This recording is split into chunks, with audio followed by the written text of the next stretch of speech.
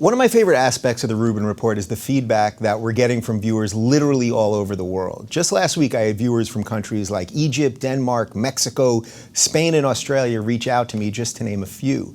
I'm truly humbled that so many of you take the time to share your feelings with me.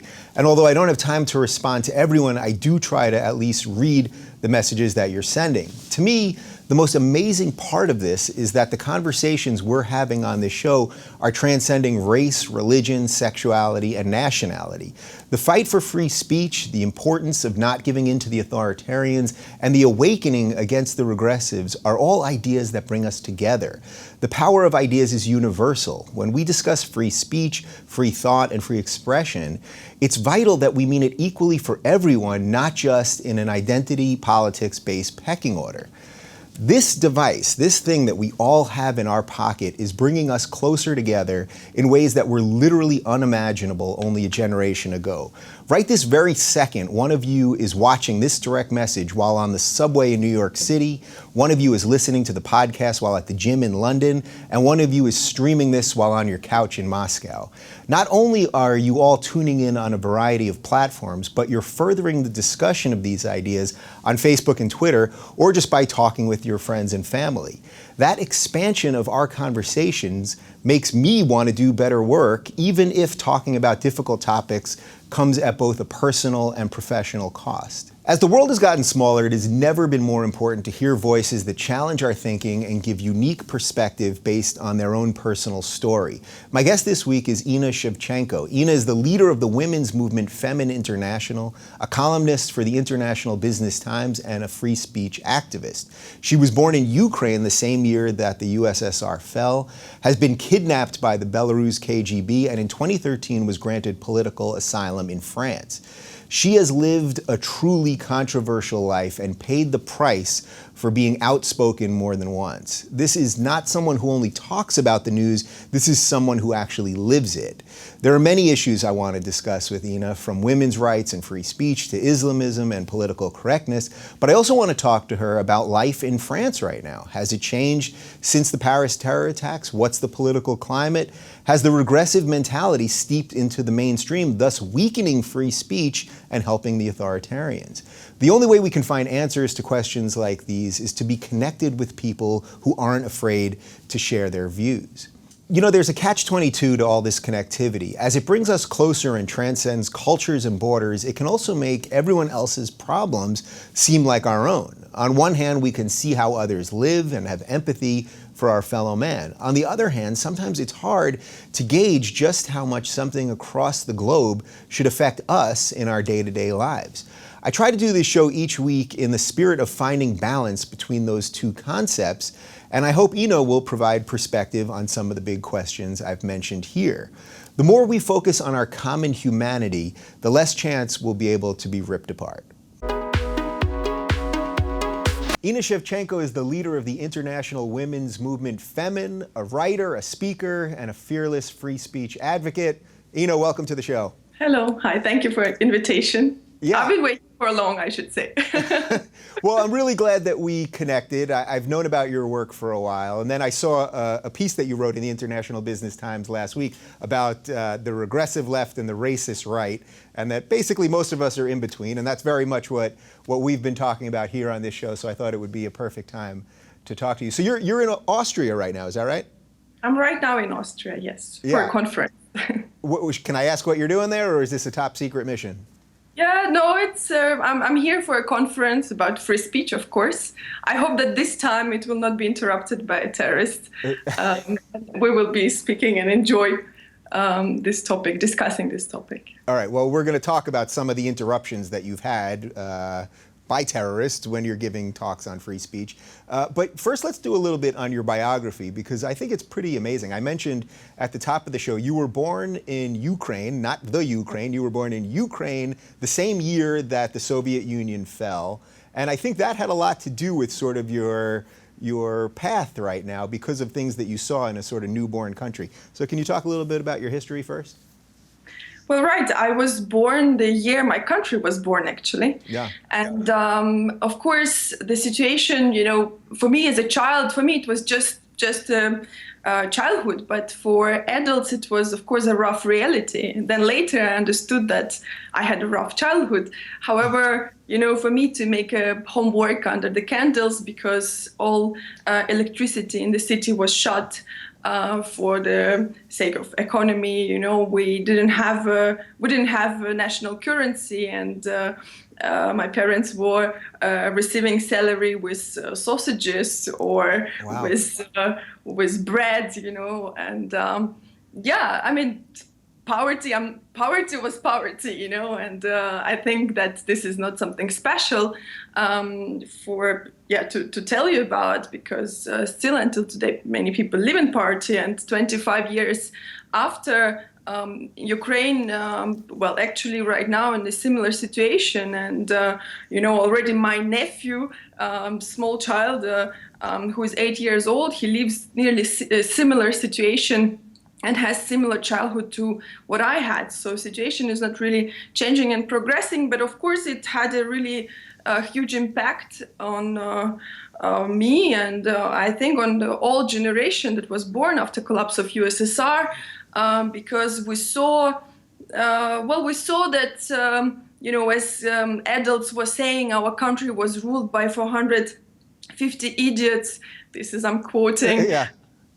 Particularly, my grandma and my mother, they were calling them, all adults were calling politicians always, there was always this clear gap between society and those 450 idiots, again, as they say. There was always a gap between government and actually citizens. And you as a child, I never could imagine that there could be any connection between those people, between this small group of people that we could call 1% and 99% of population.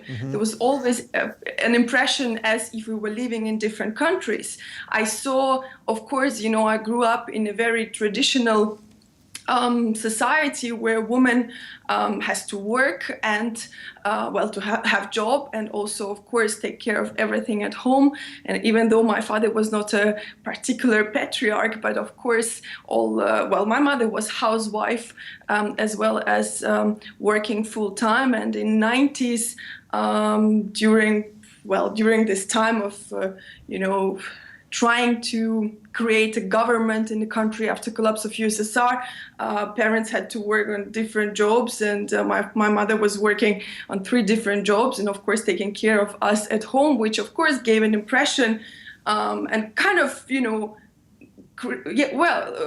we had a painted picture of what woman is supposed to do and what her mission is and what man is supposed to do. And even in such a hard economically time, my father was of course earning much more and had access to more jobs and had possibility to find different jobs more interesting than my mother. Women really were doing 2 jobs because they were working and they were taking care of the home and the kids and all that. Yeah. But I think it's incorrect to speak in the past, because as I already said, it remains, the reality is still exactly the same. And maybe sometimes we have an illusion, it's packed in a different cover, and we can see more women who do not do that. However, still majority of women live that life. And my mother still continues to work at 2 different jobs today. And she doesn't have children anymore. We are gone. Right. So I don't think you think there's anything wrong with that in and of itself. You just sort of want people to acknowledge the role of the woman, right? What do you mean? I don't think that they're doing both these things, it's not bad to take care of your kids in and of itself, right? It's not bad to take care of your kids, but it's bad if you're the only one who's supposed to take care of your kid. Right. So the role.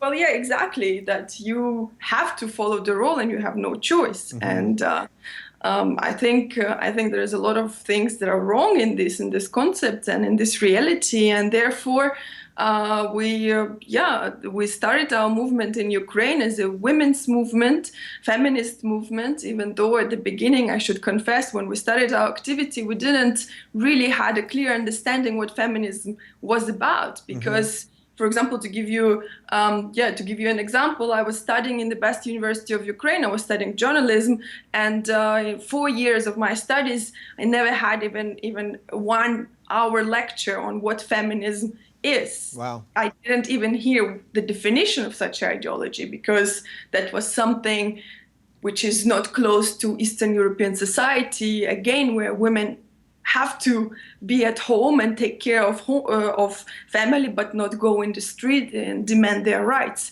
Actually, it's not concerning only women's rights, but generally I grew up in a country where people do not, until 2004, the moment of Orange Revolution, the first revolution that happened in the history of independent Ukraine. Until that moment, people didn't have to protest was an activity of a bad taste, mauvais goût. It was something that you wouldn't do. It was something that you would do only to probably earn money, because political parties in Ukraine pay you for standing with their flags in the street and protesting and supporting one or another politician. So when we started our activity, we were, of course, accused for being paid by someone and being political project, or also being named by our parents or relatives who knew that we don't get money for that. We were just simply named either witches or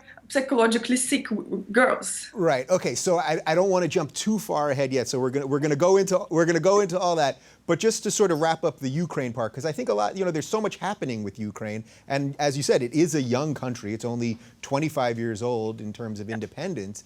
What do you make of what's happening in Ukraine now? Because it sort of seems like the quest for true independence in a way has failed because Russia is back in Ukraine, right? So do you feel like that Ukraine is really an independent state at this point? Well, Ukraine is an independent state, and I think that nobody should question it. Well, of course, Putin questions right. that. I mean, Russia's questioning it, yeah. But Ukraine is an independent state, of course, even though our territories were already taken and occupied, like Crimea was recently occupied and Ukraine lost it right now. And still there is the eastern part of Ukraine occupied by Russian military troops. And I will say it bravely. I will claim that they're Russian troops, as it was proven. Well, Ukraine is an independent state, which is definitely at the stage of its development and creation and, choosing the path, while 99% of population today are screaming for Euro integration and for a wish to join European Union, or a dream, because I think it's quite a dream, not a possibility yet. There is still the government, the one that I mentioned, about 450 idiots. They remain those people because, well, I should say that the problem of my country, the country where I was born, because I don't feel like I have a country. I think that the problem of this country is that for 25 years at least, I observe the same faces in the parliament. I hear the same names of politicians. The country is ruled by the same, if you want, mafia, oligarch unions, fractions. And for example, today's President Poroshenko, who is, supposed to be, and he claims to be the one who is for Euro integration. He was a minister of foreign affairs in a cabinet, in a parliament of President Yanukovych, who was recently the dictator against who people went out recently at the square in Maidan in Kiev. So definitely, I should say that this revolution, I think that it's intellectually unfair and wrong to think that after people go out in the street, that revolution is when people go out in the street. Well, no, it's beginning of it. It's beginning of the process, and I think that the process started in 2004, the first Orange Revolution. 10 years after, people again went out in the street because the changes didn't happen. Today, again, many people are deceived because they don't see rapid changes. But I think that it's mistaken and wrong to expect changes right away. And I think that Ukraine will have to have few more revolutions. Yeah. So speaking of that, do you think, what does the average person in Ukraine feel about how the rest of the world views them now? Because I sense that the people of Ukraine want more help from the West, and that, in America we talk about it. We talked about it for like the 2 weeks that Putin was moving troops in or whatever it was. There was a 2-week window where we talked about it. Now we just completely forget about it. Is there a disappointment on behalf of the people, sort of how the world has reacted to what's happened there? Well, of course, yes, there is a disappointment because, people know that their government is actually unable to do something, to change something. And since people give, from the square in Maidan, they were giving the messages to the world, of course, they do expect from other states, more powerful or so-called democratic, who already reached a certain level, who could help and support, and especially those who supported verbally but do not support practically.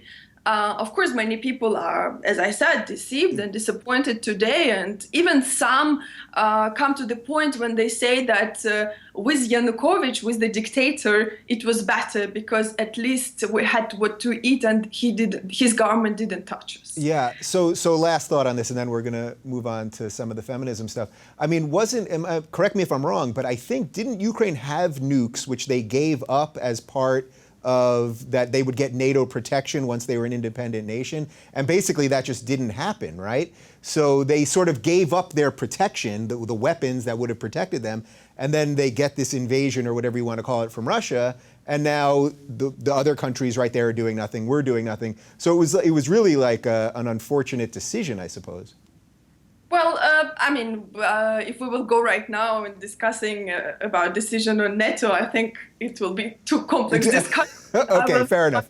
More because, there are a lot of sides of this question. But yes, this is what happened. And of course, many people today thinking back and think that what kind of mistakes were done. But at that moment, it seemed to be a very correct decision because, nobody could expect that Putin would suddenly decide to occupy the territories and prove the world that he's even bigger dictator than already the world perceive him as. Okay, well, I know we can talk about that political stuff forever, so let's move on to the stuff that you're really passionate about. And it's funny because at the top of the show I do my direct message where I give my feelings of the week, and I wrote my little piece about it yesterday, and then right after I wrote it I watched your TED Talk, and basically your TED Talk was a 20-minute sort of much broader version of exactly what I happened to write about yesterday by total coincidence. And I know that the things that you talk about are the things that I'm incredibly passionate about and that I've made the show about. So you had a great quote in your TED Talk. You said that Femen is a movement that is trying to rebuild society without permission. I love that line. So can you just expand on that a little bit? And what made you start Femen, and where do you think it's going? Well, particularly about that statement, I should say that anyone who is dreaming to rebuild the world should count that, you should not ask for permission because nobody will ever give it to you. So if you dream to change something, you should not ask for permission or wait when someone will give you that permission. You'll be waiting a long time. Right. And it will never happen, yes, because, in Ukraine, as I said, we started in Ukraine movement in 2008, where the movement already exists for 8 years. And I should say that when we started, we didn't have any particular knowledge of, political knowledge, or didn't know how to work with media. I told you already that we didn't really have a clear understanding what feminism is about. I don't feel embarrassed or shy to say about that, because I think that this should show and reflect the society in which we were growing up. I remember joining this little group about which nobody knew at that moment yet. We had a meeting in a very Soviet-style cafe in the center of Kiev, sharing 2 cups of tea for 15 of us, because we were all young students coming from small cities to Kiev, dreaming that this will be the place where we will have as women opportunities, and the only opportunities we were proposed, even in this big city and capital that looked for us as, huge, tremendous place. We only had opportunities, similar to those that I saw opportunities that women had in my childhood, to serve someone. And of course, very often Ukrainian women are, because many claim that they are beautiful, but what is true, they are not educated and poor. And this becomes a reason to easily involve women in sexual exploitation, prostitution. And of course, on my way to university every day, I could be, first of all, harassed, second, receive many flyers from pimps or brothels who would propose you to go to work. And many girls did go and applied for such a job because you don't have other possibilities, because you're not proposed anything else. So for us, the first reason to start our activity was to fight this disease, this illness of Eastern Europe, considering women as sex slaves, as prostitutes. And we were campaigning against prostitution and sex tourism, which is a really widespread disease in Ukraine particularly. And we were campaigning against that, wearing pink clothes and carrying pink balloons and pink flags, believing that with this pink color we will attract attention to this problem. However, of course, we failed, and organizing protests with 100, 200 female activists, nobody was even stopping when they were passing by to read our banners. And we were in search of tactics, of the ways how we can attract attention of this very apolitical, again, desperate society to something very essential, to the rights of women, something that the whole world is already talking about, accepting, changing, adopting laws. For 2 years we were in this desperate search, and in 2010 we saw that the situation in Ukraine was changing because the dictator, which we understood later, dictator Yanukovych, was elected as a president, and the situation was changed. You could immediately feel the censorship in media. You could immediately feel the change of political situation and the mood in the country. And we understood that we probably have to go as a female activist, as female voices. We probably have to campaign about something broader, something that brings us to this problem, more limited problems such as prostitution and sex tourism, something that is, to the root of the problem, the political situation, the economical situation, those people who bring the society in such state. So we did our first topless protest 2010. Mm-hmm. To be honest, it was more as an experiment. It was also sort of a scream from inside.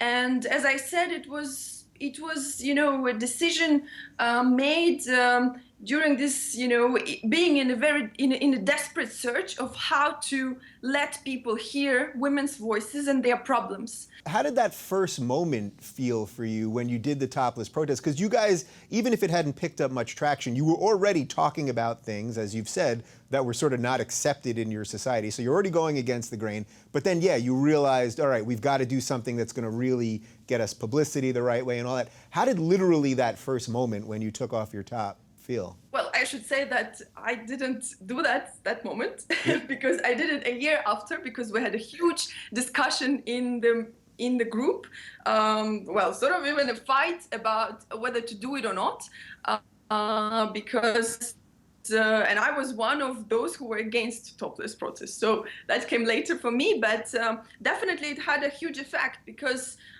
we not only had an unpopular speech, but we also used a very unpopular tactic. Mm-hmm. We were showing an image of a woman which is very unpopular in this society. The image of woman which was popular in Ukraine was a nice, smiling, sexy, cleaning lady. But we were showing a screaming, angry, bare-breasted woman with a message, with a slogan written across her chest, which was something that was breaking completely the definition, the definition or imagination, the context in which people could see the woman and the definition of woman generally in Ukraine. And of course, it attracted a lot of attention. different attention, as well as some support, very small support from Ukraine. And of course, we felt a huge support from abroad, and a lot of criticism, of course. Of course, we've been named prostitutes immediately because we were naked, which again revealed something that for people, naked woman is equal to prostitute. And actually, I should say that with this topless protest, what we are reaching, I think that we are committing sort of a test for democracy. We commit a test, we test the society. And with this tactic, with the messages and speeches that we have, we test society and we reveal a lot. We reveal a lot on reaction on those protests. So I should say that what we actually do, very often people say Femen are violent because we are aggressive, because we are screaming. So which immediately makes it clear that for people, a woman who is angry is violent, is something violent. We are fine to see angry man, but woman which is not smiling or keeping silent but who's screaming is something violent. Right, and you're not out there. You're not out there killing people. Right? Well, we're probably killing some people by our messages. I mean, of course, literally, we do not harm. We do not interact. We don't touch anyone physically. We can touch and attack ideas. We buy our ideas, but what actually we do is we appear, take off our top and strip our ideas written on our bodies. We create, I think that we transform our bodies in political messages, in our manifesto, in posters, if you want. These are our posters on which we write our slogans. And I think this way, I think it's kind of, there are a few functions, because first function, of course, is to provoke, to attract attention. Second is that we change the meaning of what naked body is. It's not, there are so many, you can see naked women everywhere on covers of magazines, on billboards. They are posing, smiling, they're sexy.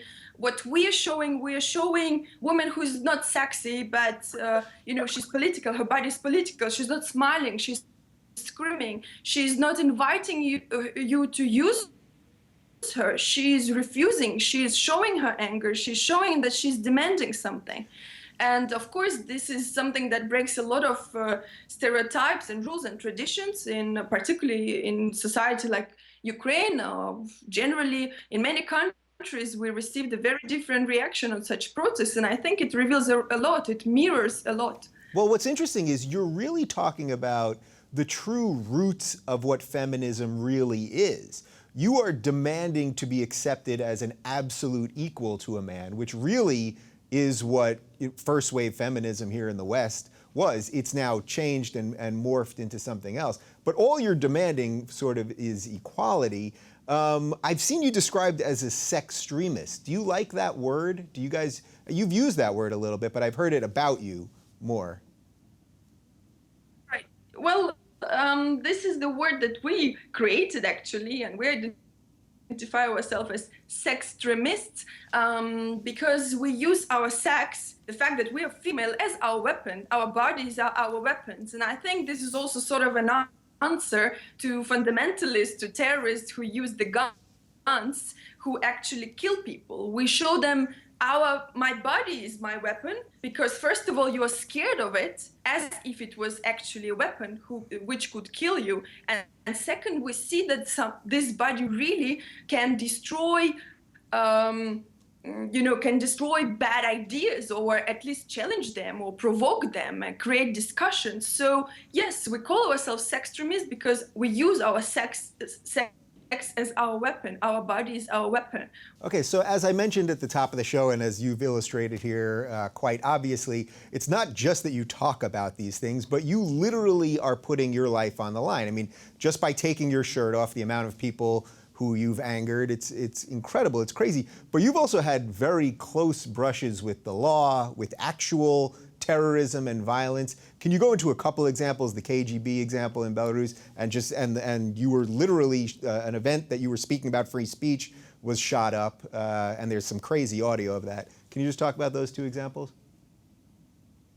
Well, yes, I think this is what I was talking about, that we reveal a lot of things with this protest. But to be honest, we didn't expect that we will, just a topless woman with the words written across her chest could invite the governments and secret services to chase them, arrest them, kidnap them, and torture. We have been literally tortured in Belarus after one of our protests that we staged in December 2011, which was an anniversary. It was 19 December 2011, anniversary of a 1-year anniversary of a huge demonstration in Minsk, during which many people have been arrested, many disappeared, and some reportedly have been killed. But the information is always hidden there.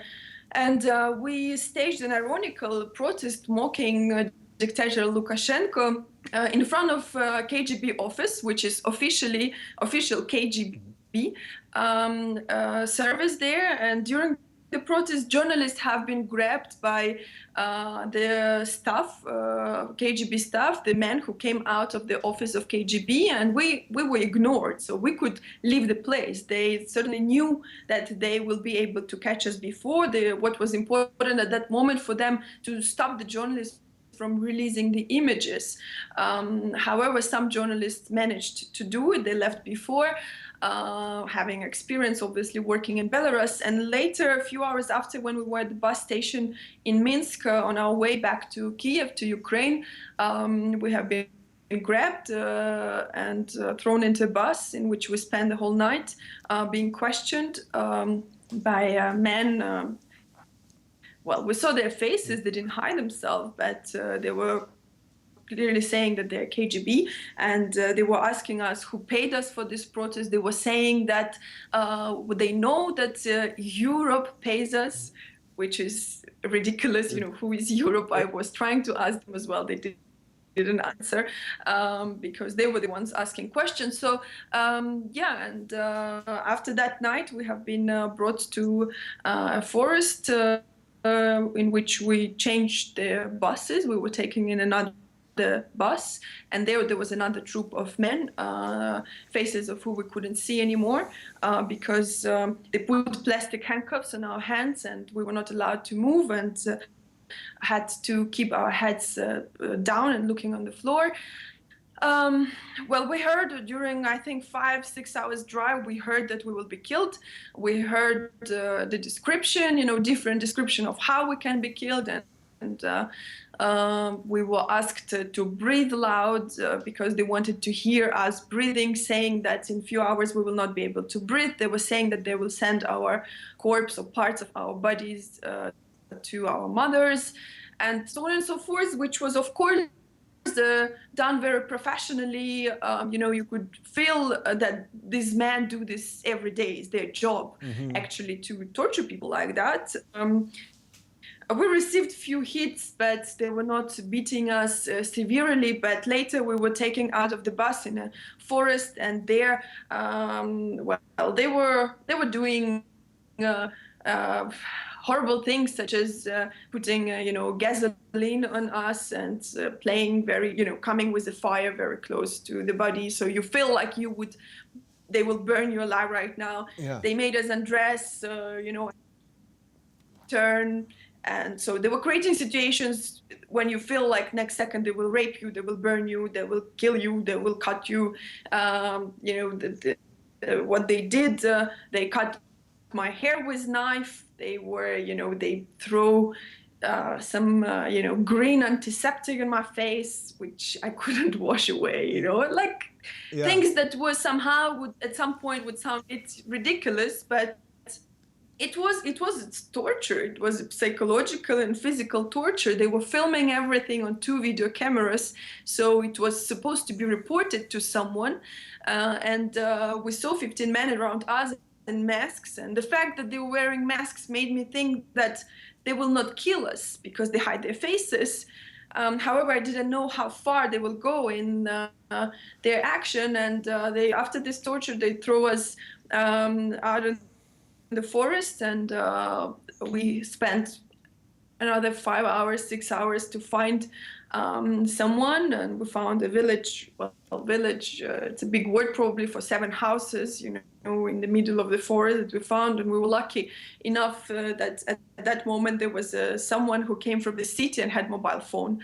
And of course, for 24 hours already, all at least Russian-speaking world was searching for us, and information was spread everywhere. And we easily contacted our colleagues and journalists. And later, 4 hours later, the ambassador of Ukraine arrived to police station in which we were staying for some time, and took us back to Kiev. Well, this is one of the experience, in Ukraine. Also, we constantly were followed by secret services, threatened, and they opened 4 criminal cases against us for hooliganism. This is something that they use in Ukraine, in Russia, against political activists. For example, right now there is an artist, Piotr Pawlensky, who burned the door of Russian Secret Service, and he's also treated as a hooligan. Well, they treat us as a hooligans because this is something very vague. You could, you could call anyone hooligan. And and in Ukraine, after our first and very loud protest against union of church and state, I had to flee. I had to leave the country because, literally I had to jump out from the window of my apartment, jump in the car and run away. When this stuff has happened to you, I mean, I know you have so many examples of this, which we could spend hours talking about. But when these things have happened to you, I mean, what happened to you in that farce? It sounds horrific. You survived, but obviously their goal is intimidation. Their goal, of course, is to silence you, and then by silencing you, they silence your followers, and that's how they end you guys. They don't have to actually kill you. So I'm curious, afterwards, after something like that happens, do you or did you feel, all right, maybe we've taken this as far as it should go, or did you immediately double down and say, now we're getting somewhere with this? Well, of course, I'm not going to play a superhero, and of course, you have all the fear. You feel that I will not. Right after, you feel I will never do it again. But then, after some time thinking about it and really spending time on repeating in your mind what really happened, you understand that it's not us who went too far. It's their reaction goes too far, probably because we do something which they don't want to happen. And so it means that we do something very right. And I think, of course, again, I will never deny that we have fear. We do have fear, but I should say that the fear of giving up to those people is much bigger than fear of being taken to the forest. At least you already know how it feels and what it is. Huh. And again, fear, it's a choice, right? So we probably make a choice, not to fear, but to deal with the fear and to continue the activity. Because again, just think about how ridiculous actually this all is. There are girls who take off their tops and write slogans, and for that they're taken to the forest. KGB staff are spending with them 24 hours, torturing them and doing all the insane things. How ridiculous this is. How ridiculous is the fact that there are people planning terrorist attacks, taking guns, blowing themselves up because they want to stop those who draw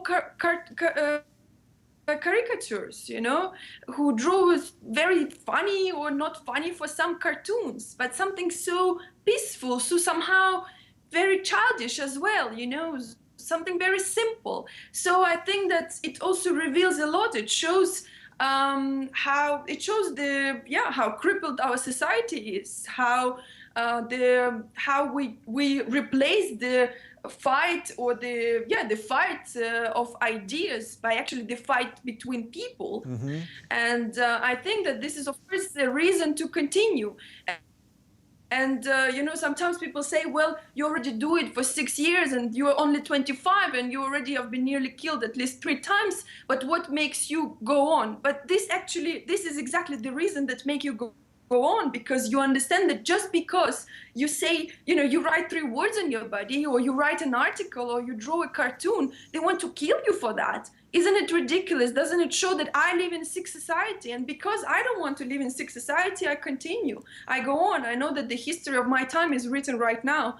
And, to let fundamentalists, dictators, misogynists to write history of my time, well, I don't agree with that. I want to participate writing the history.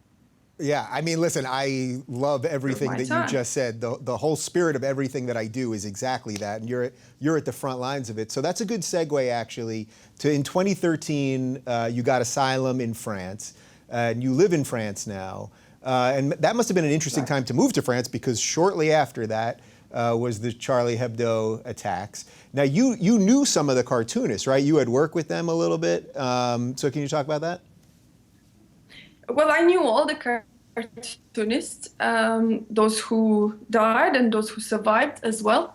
We were friends. We were really friends, and we spent a lot of time just together debating, discussing, and sharing. Well, we shared a lot of ideas, and to be honest, when I arrived to France, and after few of protests that we organized in France, and clearly stated our direct message, not message which is following all these demands of political correctness, unnecessary political correctness. In Europe, Charlie Hebdo were the only one who were really on the same line with us, and we became really friends very, very soon. And we even made one issue of Charlie Hebdo together with Femen. Mm-hmm. And of course sometime we were spending reading to each other the threats that we were receiving and laughing, and making fun of the fanatics who were spending time for writing those threats and, writing their speeches, which they were reading, recording on our voicemails. And of course, losing your friends, not only friends, but ideological friends or brothers, if you want, was again something which, of course, is personally very hard and heavy lose, but also is something that reveals a lot and shows you that if you stop, then you will fail and your ideas will fail. I believe that maybe it will sound a bit odd, but even those cartoonists who died, who were killed, they didn't lose, and their ideas, their ideas are not failure. They will always remain as winners, and those who continue to do what they believed in, and that what they believe in is the right thing, because they were not harming anyone. They were contributing to a very important things such as freedom of expression, and they were contributing to this, to keep and save the values of France as well, which is liberté, égalité, fraternité, which is, sometimes today you think that it remains only on the buildings, written on the buildings, but not actually in life, not actually applied in life of society anymore. So Charlie Hebdo are heroes, a part of being friends. They are heroes. However, I should also mention that just the months before they were killed, they were racist, Islamophobes. They were always named for being too much, for going too far, for offending. We all know that. Right, and just to be very clear, I know this has been said 1,000 times over, but they were not racist and they were not Islamophobes, which is a made-up word, by the way, but they were pointing out they made fun of everybody, and I think something like it's 3% of the covers were about Islam, but they equally attacked Christianity and Judaism and all the religions. It was about power. So they were making cartoons about the exact things that you were protesting in the streets. It was really kind of amazing. But what do you... and I think that the distinction with Charlie Hebdo and the fact what you mentioned just right now, that only 3% of the covers and the all material in newspaper was about Islam, also shows something that we were also discussing with them often. And, as we talk about France and things that happen in France, maybe it will make sense to quote Voltaire again here. And these words are attributed to him. He said that if you want to find out who rules over you, simply understand who you're not allowed to criticize. So even this 3%, of the information or the topic, Islam, that was just taking 3% of the whole information of Charlie Hebdo really shows a lot. That, of course, is the youngest from three monotheistic religions, the most ambitious probably today, the most demanding religion, really reveals its face and reacts in a different way. Right. So I know you've talked about the regressive left, and for me, Charlie Hebdo was the beginning of my awakening, which happened over the course of the next year or so. But what do you make of the group of people, and we had plenty of them here in the United States, and I'm sure you had plenty of them in France as well, people on the left, people that are for women's rights and for gay rights and for minority rights, that suddenly when it came to what happened with Charlie Hebdo said, you shouldn't have made fun of the cartoons, you shouldn't have done these cartoons, talked about the prophet, whatever it is. People who otherwise are totally for free speech and free expression, suddenly they're not in this case. So what do you make of those people, and how pervasive is that idea in France these days? Well, you said that it all started for you after Charlie Hebdo. I think that it became so visible in France as well after Charlie Hebdo, and recently also after Cologne attacks in Germany, which we can also discuss not only leftist but also feminist reaction or feminist non-reaction. So I think that, it's after these events, we could see this, fraction of leftists who would deny the essential problem, who would be scared to talk about the roots of the problem, who will be willing not to talk about Charlie Hebdo killers as people with guns and not discuss their ideas and not discuss what they were screaming while shooting our friends, what they were in the name of who they committed these atrocities and what made them believe and that they have to do that. So I think that this is something again which of course brings Europe in a very big danger, and especially the values of Europe in a very big danger. And therefore, I say that sometimes walking in Paris, I read these three words, the slogan of French Revolution, and I understand that this is very far from reality today, from the society. And of course, you hear the leaders, the leftist leaders here who try to, make speeches to defend freedom of expression and make of Charlie Hebdo heroes. Because they're journalists who fell down, but they do not want to discuss for which ideas they failed, for which ideas they were killed.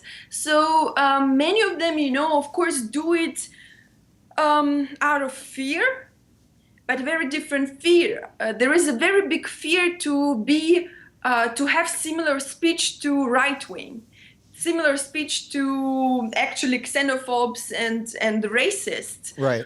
Such as Front National with Marine Le Pen here in France. Therefore, leftists decided to take this very ridiculous, again, intellectually dishonest position, such as denying their roots and the essential problem in this situation. And I think this way they betray also the ideas of Charlie Hebdo, obviously. Of course. And of course, so at the end, the result is that it's only extreme right wing, the racists, the xenophobes, who are speaking out, actually. Yeah, and this is what I've said repeatedly here, is that we on the left have to deal with this, because if we don't, and this is exactly what your piece in the International Business Times was about, if we don't deal with the regressive left, then who do we hand it to? The racist right. That was your term, and I couldn't agree more. So would you say that France, in terms of free speech and people getting along, would you say France is in a worse position now? Do you think that there was a net loss in free speech after Charlie Hebdo? Because there were a couple weeks after where the whole world united, and and all those world leaders came to Paris, and it sounded like something good was going to happen. But I sense you think it's probably the reverse now. Well, again, there are so many aspects to discuss here. This manifestation that happened after 11th of January was ridiculous. And the cartoonists who survived, Luz, for example, who made the next cover with Muhammad, with Prophet crying, we were laughing with him. It's again, true parody. It's true parody. We were laughing because in front of him, there was a line of all the enemies of ideas of Charlie Hebdo, and they were marching. Again, this event was so full of hypocrisy. Yeah. Because in fact, they were marching, at least this front line, were marching not for the right ideas. They were pretending. It was fake. I'm not talking about the million of people who came out, but I'm talking about this front line, which was totally ridiculous. And what happened after? There were so many events dedicated to discussion of free speech, which were cancelled by the government, by police, in order to, for security reasons. Events in which me myself was supposed to participate, so many of them were cancelled. Again, the event that happened just 1 month after in Copenhagen, during which I was speaking, was interrupted by another terrorist. And again, one person have been killed, some injured. So this wave, again, I think that we failed after Charlie Hebdo. We failed with all these ridiculous things, such as inviting actually the representatives of those who are feeding the terrorists, those who feed these ideas that are, actually cannot coexist with ideas of freedom of speech. Inviting them to Paris to march for ideas of Charlie Hebdo is something that already showed that we will fail in this discussion. And I don't want to make a conclusion that we did fail, but I feel we are failing. Here in Europe, Europe is failing. European society is failing because they're not ready to face very uncomfortable, very unpleasant, but truth. They are not able to hear unpopular speech. And if freedom of speech is really about something, if liberty is really something, it's definitely about unpopular speech. It's about hearing, accepting this unpopular, uncomfortable speech. Yeah. And Europe is failing of doing that. So we only have a couple of minutes left, and I know we're just getting into the meat of this, so we're going to have to do this again where we can talk for much longer. But I hear you on the Europe part, and I get so much email now from the same people saying the same things in Denmark and in France and in Germany and Finland. All of these countries, people are saying the exact same things that you're talking about, and they feel that there's no faith in the government, that the governments are going to do the right things, and all of that. So let's end on this. So the Cologne event that happened in Germany, with this, it sounds like 1,000 men were running rampant throughout the city, and it's unclear if they were all immigrants or migrants or whatever it was. The reaction to that must have been particularly upsetting to you because it dealt with sort of the free speech stuff and bringing all these people in, but it also this was a direct assault on women. So it really went to everything that you care about. Was the reaction to that, because I saw feminists that were not defending the women. I suddenly saw feminists online, well-known feminists, that were saying, oh, this is just an excuse for the xenophobes, and white men do it too, and all of those things. So that one must have been particularly upsetting, right? Well, it was, of course, it was not only upsetting. I think that, today you look around and you see that those who were supposed to be your allies, those who are supposed to share with you the very fundamental values and stand for them, either keep silence or try to support actually your aggressors, the aggressors of women, just because of the fact it was reported that among the aggressors were men who looked like Arabic men or North African origin. Feminist silence. They didn't want to discuss what actually happened just because of fear of, again, having the speech of extreme right wing. And at the end, who appeared to be actual defenders of women, you know, who were raped and aggressed after Cologne were extreme right-wing. Again, the platform was giving to them. So I think that to those people who write you emails and to people who write me as well a lot and who support, who feel who feel betrayed, sad by the situation that is going on today in Europe, by leftist reactions, by the reaction, reaction of the feminists, I think that we have to understand that to be sad is not enough. To be sad, you know, makes people cry and stay at home and feel, you know, alone. But what we have to be, many people don't like to face it, but what we have to be today, we have to be angry. Yeah. I think that anger brings people to action, not hate, but anger. Anger for for the fact that your ideas are attacked, that something very essential for your life and joy of life, which people have today, here opportunity to enjoy life today here in Europe, you have to defend it. And for that, you have to feel anger. Don't feel sad, feel angry. Act and defend your ideas, and don't let extreme right wing write your own history. Let's write it with our own beautiful liberal ideas. That's my message. Well, Inna, I don't even have to ask you a final question because you couldn't have ended this any better. You absolutely have an ally in me, and I'm sure in much of my audience. So everyone can find more of Inna's work at Inna-Shevchenko.com. I thank you for joining me, and we absolutely will do this again because I feel like we just touched the surface of all this. So thank you, I appreciate it. Thank you very much.